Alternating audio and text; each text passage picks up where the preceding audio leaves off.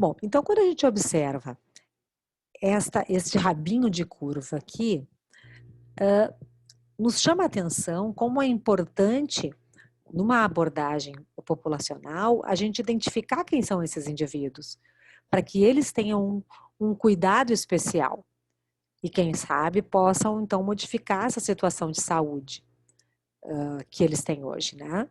Então, o que nós temos, no caso da cárie, hoje, é uma polarização. É uma condição epidemiológica quando uma doença ou condição não se distribui igualmente nos grupos populacionais. Então, nós temos poucos indivíduos muito afetados, aquele rabinho de curva ali que eu mostrei para vocês, e muitos indivíduos pouco afetados. Então, na polarização, nós precisamos, primeiro, fazer um levantamento epidemiológico para conhecer a situação desta população que nós vamos atender, identificar essas pessoas que têm mais doença, e para isso precisa haver uma necessidade, precisa haver uma abordagem específica, é muito necessária uma abordagem específica para essa certa população, essa parte da população. Então, essa abordagem ela vai ser relacionada à atividade de doença. Então, para isso, nós vamos ter, com essa situação, nós vamos ter uma destinação racional dos recursos que nós temos disponíveis.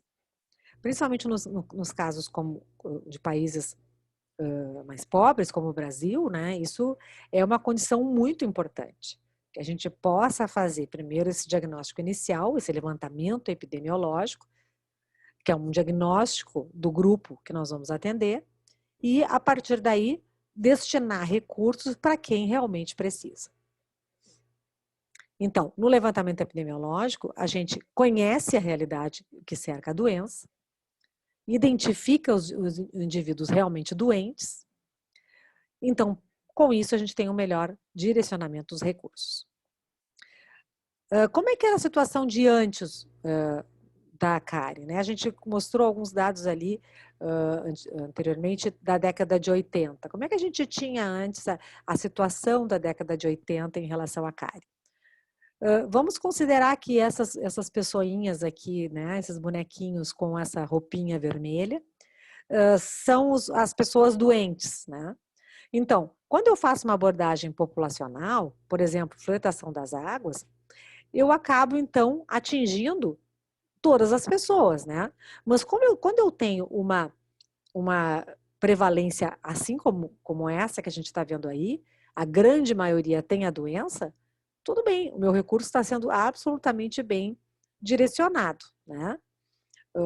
Por exemplo, naquela época tinha muitos programas de aplicação de flúor profissional para escolares, atendendo assim, atingindo toda a escola. Então, toda a escola recebia aplicação profissional de flúor. Tudo bem, quando se tinha essa condição, não era um dinheiro posto fora, né?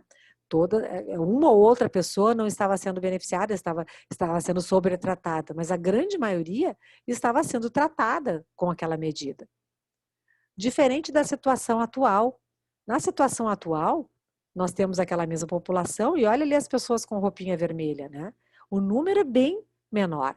Então, eu entrar numa escola e fazer a aplicação profissional de flúor em todas as crianças, eu estou realmente colocando dinheiro fora, porque na verdade muitos daqueles ali não é necessário para eles aquela medida. Né? Então, por isso nós precisamos separar, pegar essas pessoas aqui e então separar. E para essas pessoas, essas sim vão receber um atendimento especial, um controle de atividade de doença que se faz necessário para que elas venham a fazer parte do grupo todo que tem uma prevalência de cárie baixa. Tá? Então, a profilaxia básica, ou seja, aquela profilaxia que a gente oferece a toda a população, na verdade, essa possibilitou que nós hoje tenhamos uma prevalência de doença menor. Então, essa profilaxia básica, esse limiar ali, é importante para todos, né? Então, o acesso à flúor de maneira universal, água de abastecimento público, na água, no sal, a pasta de dente fluoretada. Em geral, essas são consideradas medidas de profilaxia básica que são importantes para manterem o patamar da doença baixo. O acesso à escova e fio dental, é importante a pessoa ter um controle de higiene, ou remover, ou desorganizar o seu biofilme com uma certa frequência, né? E claro que a escova e o fio dental sempre vêm associados ao dentifrício fluoretado. E aí o dentifrício fluoretado entra com a questão do flúor interagindo no processo DESRE, né? Então isso acaba fazendo com que as pessoas tenham, então, esse patamar baixo de doença. A educação para a saúde também é uma profilaxia básica. Nós podemos dar orientações a respeito do consumo racional de açúcar, orientações a respeito da importância da higiene bucal, orientações a respeito da importância do flúor, mas quando nós damos essas orientações, a gente está dando orientação em termos de saúde bucal em geral. Eu não estou tratando o paciente. É diferente. Quando o paciente precisa de uma intervenção porque ele está com atividade de doença, eu não vou dar simplesmente uma orientação a respeito do consumo racional de açúcar, por exemplo. Eu vou fazer o tratamento dele interferindo na sua dieta. É diferente as duas coisas, né? Uma coisa é a orientação para a educação e outra coisa é o tratamento, onde a orientação de dieta vai entrar como um pilar muito importante. Compreendem? É bem diferente isso aí. Então, ali, aquela população, né? Então, agora, vamos falar que medidas terapêuticas eu vou então oferecer para aquele grupinho pequenininho ali que eu tinha separado. Eu vou não só fazer falar da importância da higiene bucal, eu vou orientar a higiene bucal. Como é que ele vai fazer a remoção do biofilme a um nível mínimo, né? E essa orientação do biofilme vai incluir também a aplicação de flúor com dentifrício fluoretado, né? A orientação dietética vai focar no impedimento do açúcar entre refeições, naquele determinado momento do tratamento, né? Eu vou colocar como condição, porque senão não tem como. São pilares que são importantes para que a gente consiga o controle total. As aplicações de flúor também são bem importantes. Não só as aplicações que vão vir junto com a higiene, através do dentifrício, mas aplicações profissionais vão ser importantes naquele paciente que mostrar para nós, no diagnóstico dele clínico, que ele tem uma atividade de cárie, o tipo de lesão dele me mostra que ele tem hoje uma doença em progressão. E a gente tem que lembrar também, voltando um pouquinho aqui, a gente tem que lembrar também que o meu diagnóstico clínico, lembra, vai me dar a indicação, a lesão vai ser um indicador de que existe doença ali e o tratamento vai ser como um todo na cavidade bucal do paciente, tá? Eu não vou aplicar flúor sobre as lesões, eu vou aplicar flúor em toda a cavidade bucal, porque lembrando daquelas primeiras aulas lá que a gente conversou, a doença, quando eu consigo enxergar, ela já está presente na cavidade bucal do paciente muito antes de eu conseguir enxergar. Então, eu vou estar tratando não só as lesões que eu vou estar enxergando, mas vou tratar também lesões que eu não vou ter condições de ver, de fazer o diagnóstico clínico. As restaurações também podem ser necessárias, né, nessas como medidas terapêuticas do controle da cárie, né, para adequação do meio bucal, para restabelecimento da função, da estética do paciente. Então, a restauração, ela não é, porque antigamente, como a gente falou lá no início, a restauração era o tratamento da cárie. A cárie, o tratamento era restaurar dentes. Hoje as restaurações são absolutamente importantes, só que elas fazem parte de um conjunto de ações. Se o paciente sentar na minha cadeira e eu restaurar os dentes dele, sem fazer o diagnóstico da situação dele atual e sem controlar os outros fatores envolvidos, eu vou me enganar e enganar o paciente também, porque as restaurações só são importantes quando elas fazem parte de um conjunto de procedimentos. Tá? Mesmo que eu faça restabelecimento de função, da própria estética, se eu não tiver o controle dos outros fatores que envolvem a cárie, esse paciente vai estar como aquele paciente lá que a gente mostrou no início, que seguia tendo atividade de doença ao redor da restauração.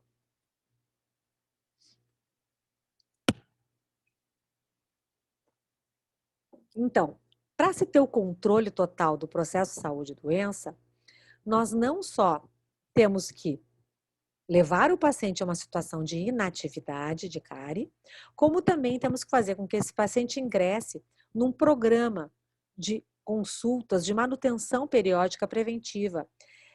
Nessa consulta, onde o paciente vai retornar para eu examinar novamente ele clinicamente, né, vou examiná-lo clinicamente novamente, estabelecer como é que está a atividade de cárie dele nesse momento.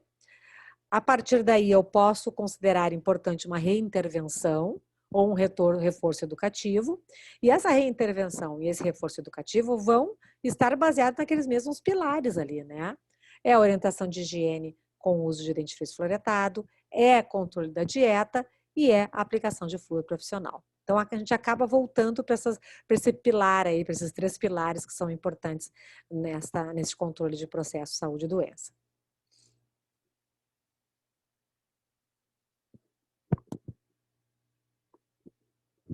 É importante eu passar para vocês também outros critérios, outros índices que são utilizados, para vocês terem uma ideia. Daqui a um pouco vocês leem um trabalho, ou mesmo na questão dos trabalhos que vocês desenvolvem na residência, e vão ler um trabalho e vai estar lá colocado o índice de cárie em ICDAS, que é um dos índices que eu vou colocar para vocês agora. Ou vão falar para vocês do índice SIC, e vocês não vão saber o que é, ou não vão lembrar. Então, eu vou novamente lembrar vocês já tiveram isso em graduação, com certeza, mas só para vocês saberem que existe não só o CPO, né? O CPO da Organização Mundial de Saúde, como existe também o CPO modificado, existe o SIC e existe o ICDAS, que são os mais comumente utilizados. Tá? O CPO eu já falei ali para vocês, né? Mas só para complementar aquela informação, quais são o que a gente usa para fazer o índice CPOD e CPOS, né? O CPOD e o CPOS, ele é preconizado pela Organização Mundial de Saúde para qualquer levantamento epidemiológico, né? Vamos depois discutir quais são os problemas, muitas vezes, da utilização do CPO puro, simples, né? E eu vou conduzir vocês depois para as alternativas, tá? Então, o exame do índice CPOS, né, porque é ou a unidade dente ou a unidade de superfície, ele é um exame tátil visual, ele não é só um exame visual, ele é um exame tátil visual. A sonda que é preconizada é a sonda ballpoint. Por que é a sonda ballpoint? Ou pode ser também a própria sonda exploradora, a sonda periodontal também é utilizada. O que não se utiliza hoje é a sonda exploradora, aquela típica, tradicional, que tem uma ponta muito afilada. Justamente porque, lembrando das aulas anteriores, a gente vai pegar uma sonda muito fina numa estrutura já desmineralizada, nós vamos acabar provocando cavidades de cárie. Vai desmoronar aquela superfície que está frágil. Então, a sondagem tem que ser muito lisa e muito leve, né? E muito leve e com uma sonda que não seja afilada, justamente para a gente não provocar danos àquela estrutura. Então, aqui a ballpoint ela é muito boa porque ela realmente tem uma bolinha ali, rombuda, né? Que não tem nenhuma ponta. Então, o que a gente quer, na verdade, é realmente sentir tatilmente, assim, de repente, uma consistência de uma dentina, né, e assim por diante, mesmo a própria lisura do esmalte, né, então nós não precisamos ter uma sonda muito fininha, não devemos ter, né. O espelho plano, uma espátula de madeira que pode ajudar no afastamento das bochechas, né, gaze para a gente poder secar bem o dente e luz natural. Isso, na verdade, é o CPOD, CPOS que a gente faz, assim, aqueles levantamentos de campanha, assim, levantamentos que a gente faz fora do consultório, né? Que a gente não utiliza a gaze para fazer a secagem. O que a gente tem agora? Já começa as primeiras críticas ao CPO preconizado pela Organização Mundial de Saúde. Pela Organização Mundial de Saúde, não está preconizada a remoção do biofilme bacteriano e não é preconizada a secagem de superfície. Bom, como eu já falei para vocês nas aulas anteriores, a gente vai perder muitas lesões. Além disso, eles têm como premissa examinar a possibilidade de cavidades de cárie, tipo, detectar cavidades de cárie. Então, olha só, vários erros aí, né, que a gente pode incorrer na utilização desse índice puro e simples assim. Primeiro, a gente não remove biofilme, a gente não enxerga as lesões pequenas, às vezes nem cavidades pequenas a gente consegue enxergar, porque a gente não tirou o biofilme tapa completamente a superfície. Sem secagem, a gente já viu nas aulas anteriores também, que a gente perde uma boa quantidade de lesões iniciais, né? Bom, e além de tudo mais, para fechar a problemática, se a gente só começar a observar a cavidade, a gente perdeu a quantidade de processo cariogênico que a gente perde nesse corte é impressionante, né? Porque hoje em dia, com a prevalência de cárie baixa, a grande quantidade de prevalência de cárie que a gente tem é de lesões sem cavidade, que a gente vai enxergar com a remoção do biofilme e com a secagem da superfície. Então, isso é um problema que a gente coloca aí. Vamos depois sugerir alternativas que, inclusive, já foram utilizadas por nós em levantamentos epidemiológicos com sucesso.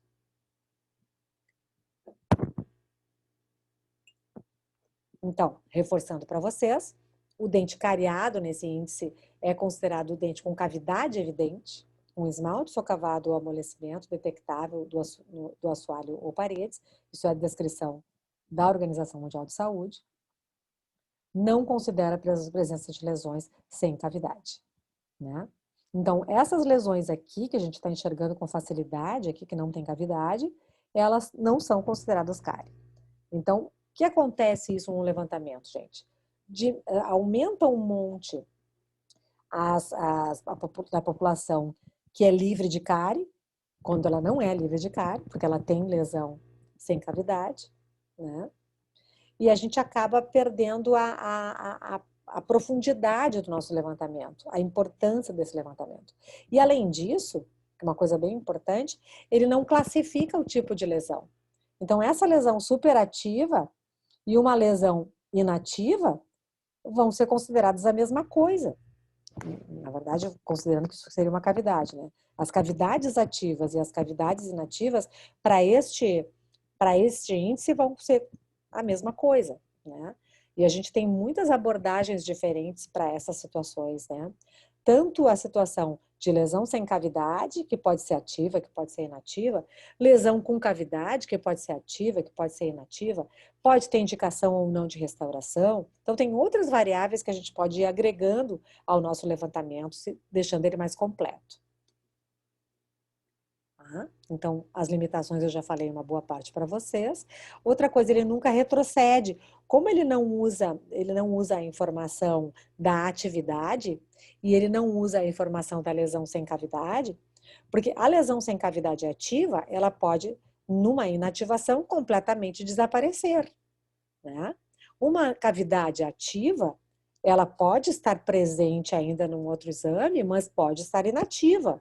Se ela não teve a indicação de restauração, ela passa a ser uma informação de uma história passada do paciente e que a gente acaba perdendo essa informação, né? Então, como ele nunca retrocede, eu tenho simplesmente aqui, vocês têm aqui os dados de 2003, do levantamento brasileiro de 2003. Observem desde 18 a 36 meses até 65 a 74 anos de idade. O que acontece? A gente vai tendo um crescendo, né? Tipo, o CPO vai aumentando sempre e vai chegar a ter quase todos os dentes atingidos por cárie, 27 dentes atingidos por cárie. A grande maioria aqui perdido, né? Vocês veem ali a legenda, perdido, obturado e cariado, né? E aí a gente tem essa evolução acontecendo, culminando em muitos dentes atingidos por cárie e muitos perdidos, né? Então, isso acaba sendo a história natural da cárie no Brasil. Mas com essas dificuldades, com essas nuances de informação perdidas, né? Ao nível individual, como é que a gente faz a contagem para o CPO? É simplesmente contar o número de dentes ou superfícies com experiência de cárie, que podem ser cariadas, perdidas ou ou obturadas, ou restauradas, né? Então, são valores inteiros, né? Por exemplo, esse CPOD aqui, 3 significa que são dentes, 3 dentes que tiveram experiência de cárie em algum momento da vida deste paciente. Bom, qual seria o CPO modificado, que já foi utilizado por nós em alguns levantamentos epidemiológicos, tá? Então, bem aqui do ladinho, vocês têm SB Brasil, que na verdade é o também preconizado pela Organização Mundial de Saúde, onde a gente tem a possibilidade do dente estar rígido, do dente estar com coroa cariada, com coroa restaurada e cariada, tá? E pode estar com coroa restaurada, ou pode também estar perdido, tá? No caso do modificado, o que acontece? A gente pode considerar rígido a situação de lesão sem cavidade inativa e lesão sem cavidade ativa. Por quê? Porque não existe esse registro. Então, essas lesões, tá? Que na verdade aqui, esse primeiro item aqui, ela seria uma cicatriz, né? Mas de qualquer maneira é uma informação que me mostra que ali teve cárie, mas que inativou, que não precisa de nenhum tratamento, tá? Mas em compensação eu tenho aqui uma lesão sem cavidade ativa que precisa sim de um tratamento de remineralização. Então, nessa lesão sem cavidade inativa eu não estaria perdendo tanto, porque ela está sendo considerada como um rígido aqui no SB Brasil, né, da OMS. E claro, de qualquer maneira, como não tem nenhum tratamento, é semelhante, né? Agora, no caso da lesão sem cavidade ativa, sim, nós estaríamos perdendo a possibilidade, desculpa, de tratar esta lesão, né? A coroa cariada, simplesmente coroa cariada pelo critério da OMS, tá? E utilizado nos SB Brasil, nossos levantamentos brasileiros. No modificado, olha a quantidade de possibilidades que se abrem aqui. Cavidade inativa, cavidade inativa, cavidade ativa e cavidade ativa. A primeira sem necessidade restauradora, e aí então nenhum tratamento. A cavidade inativa com necessidade restauradora, precisa ser restaurada, né? A cavidade ativa sem necessidade restauradora precisa ser remineralizada. Tudo bem, ela não vai ser restaurada por alguma razão, não causa retenção, é muito pequena, e todas aquelas possibilidades que a gente sabe que pode controlar sem necessidade de restauração, mas o controle precisa ser feito, então esse tratamento tem que ter registro em algum lugar. E também podemos ter a cavidade ativa com necessidade restauradora, tudo bem, aí teríamos a restauração. Nesse caso aqui, toda a coroa cariada receberia uma restauração. Né? Não tem a possibilidade de controle que a gente está colocando aqui. Né? Então, são informações que ficam truncadas se a gente faz simplesmente assim esse CPO sem ser o modificado. A coroa restaurada mascariada, tá? Pela OMS, restauração. Só que no modificado, nós podemos ter toda a classificação de que tipo de lesão nós temos ao redor dessa restauração. Porque nós podemos ter uma lesão ao redor da restauração sem cavidade. Essa lesão ela pode estar sem cavidade inativa, mas pode estar sem cavidade ativa. E aqui nós precisamos remineralizar. Aqui nenhum tratamento, mas aqui remineralizar. A cavidade inativa, sem necessidade restauradora, pode estar adjacente à restauração. Então, nós podemos ter tanto a lesão sem cavidade como a lesão com cavidade. E todas aquelas características que a gente viu aqui anteriormente vão se prestar também para essa lesão que acontece adjacente à restauração. É a mesma coisa. Então, vamos restaurar sem necessidade muita coisa, vamos deixar a lesão progredir em muitas situações, porque não existe essa opção de se classificar a atividade. Né? Então, nós podemos sobretratar, restaurando o que não precisa ser restaurado, e podemos subtratar, não remineralizando e não entrando em controle de atividade de doença, o que poderia ser controlado.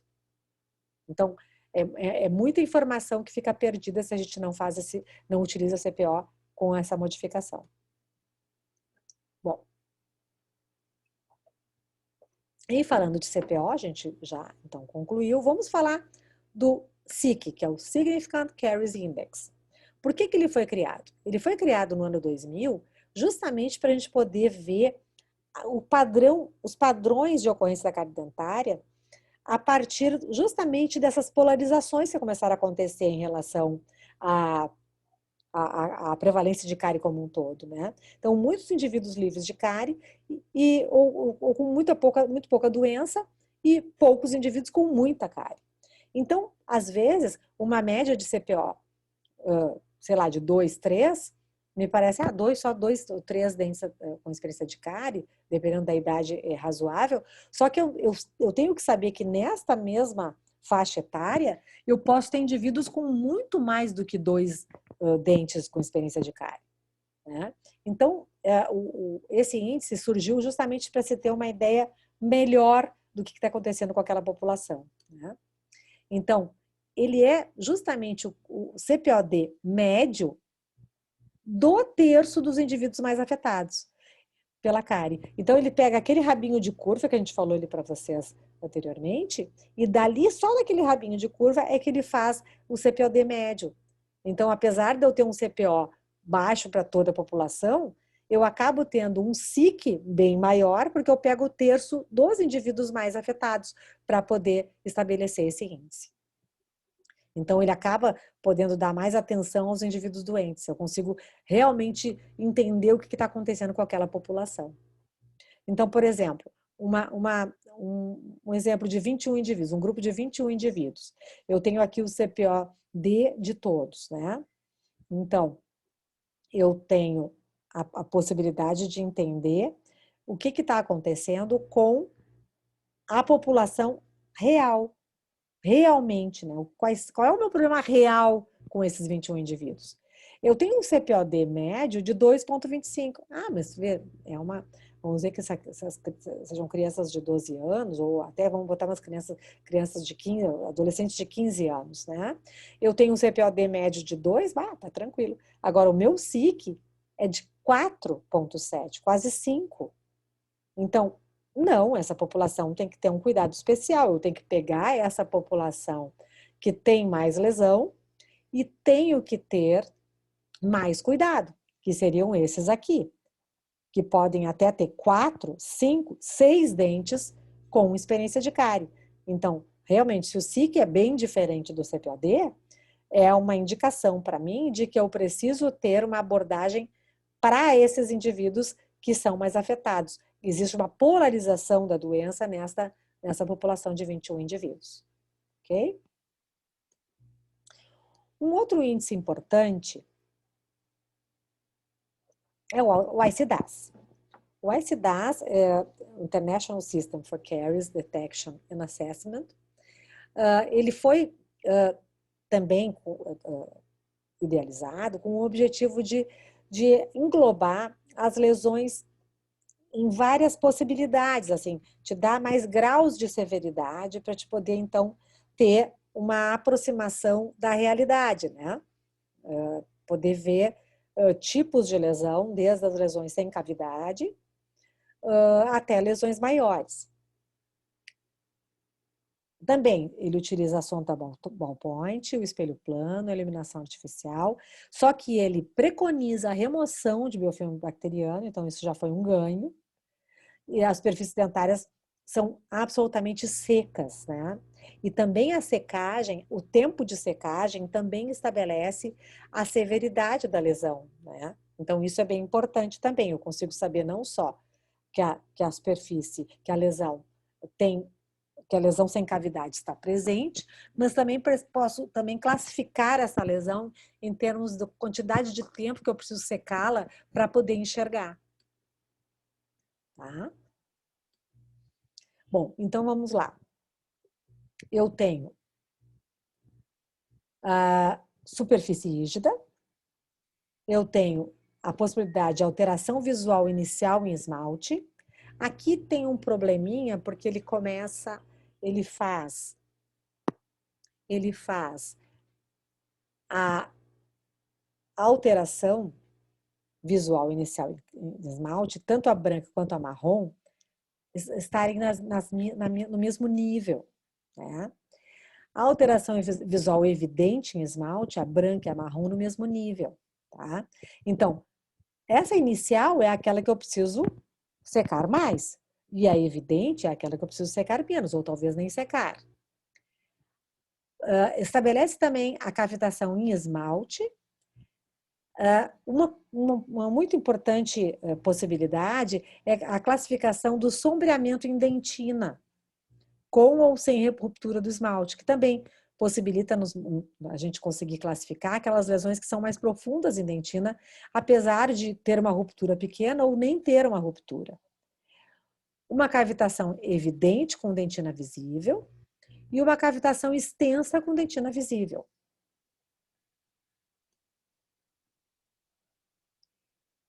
Então, aqui ele estabelece a diferença, né?